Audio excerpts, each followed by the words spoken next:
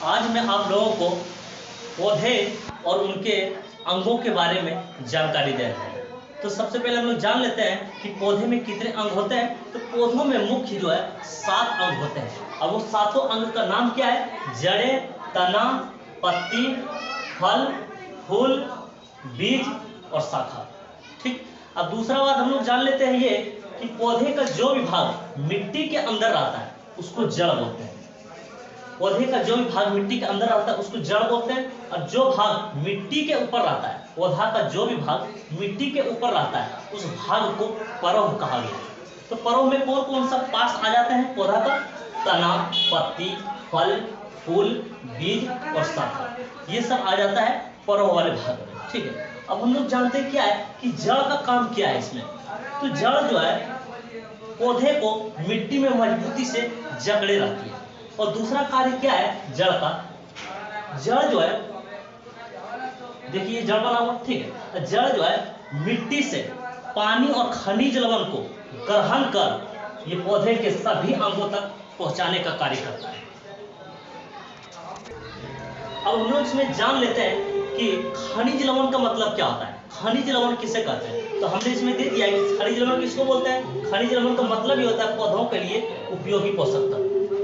पौधों के लिए उपयोगी पोषक तत्व, पौधों के विकास और वृद्धि के लिए 16 पोषक तत्वों की आवश्यकता पड़ती है। वो 16 पोषक तत्व कौन कौन से?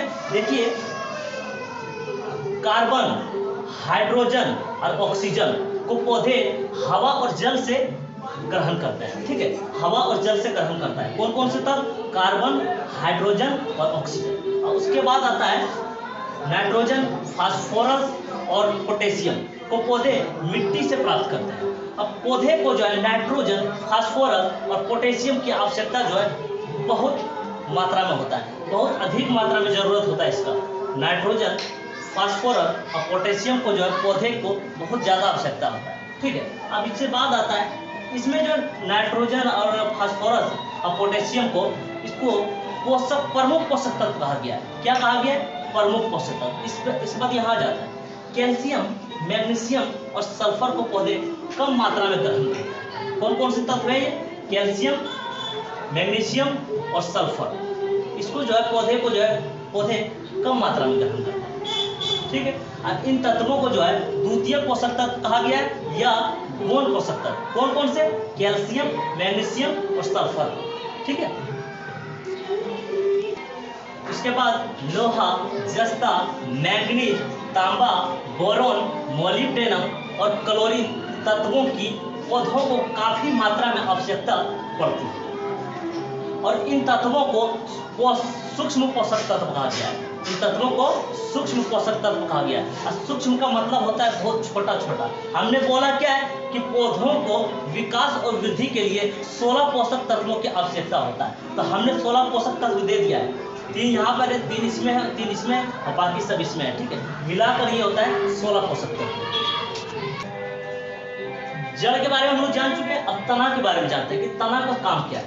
तो तना जो है किसी भी पेड़ या पौधे को मजबूती से सीधा खड़ा रखने में मदद करती है। और तना का दूसरा काम क्या है?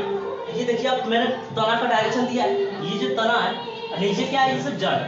तो तना जब नीचे आ रही है, ठीक है, जड़ बन रहा है। ठीक है। जड़ से क्या कर रहा है? ये जड़ से इसके पानी और खनिज लवण को ग्रहण कर पौधे के सभी अंगों तक पहुंचाने का काम कर रहा है। तना, ये इसका तना का ये भी काम है कि तना क्या करेगा? नीचे से पानी लेगा और खनिज लवण लेगा और लेकर ये क्या करेगा? सभी भागों तक पहुंचा देगा, पेड़ के सभी भागों तक पहुंचा देगा। इसके बाद हम लोग क्या जान लेते हैं कि शाखा किसको बोलते हैं।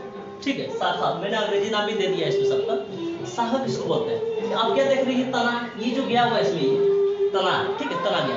तो तना से जो लकड़ी निकला हुआ रहता है इसी के संरचना को हम लोग शाखा बोलते हैं। ये देखिए आप, ये तना है, इसमें ये लकड़ी लगा हुआ है, इसी लकड़ी के संरचना को क्या बोला गया, शाखा बोल दिया गया। ठीक है, एक बात हमने इसमें क्या दिया है, मेन पॉइंट है कि कौन ऐसा पौधा है जिसमें जड़ें नहीं होती, तो उस पौधा का नाम है यूट्रिक्यूलेरिया। मात्र यूट्रिक्यूलेरिया ही एक ऐसा पौधा है जिसमें जड़ें नहीं होती। शाखा पर ही फल फूल आते हैं। फल फूल किस पर आता है, शाखा पर ही आता है। अब हम अगले वीडियो में आप लोग को जानकारी देंगे कि पत्ती का रंग हरा क्यों होता है, पत्तियों का फूल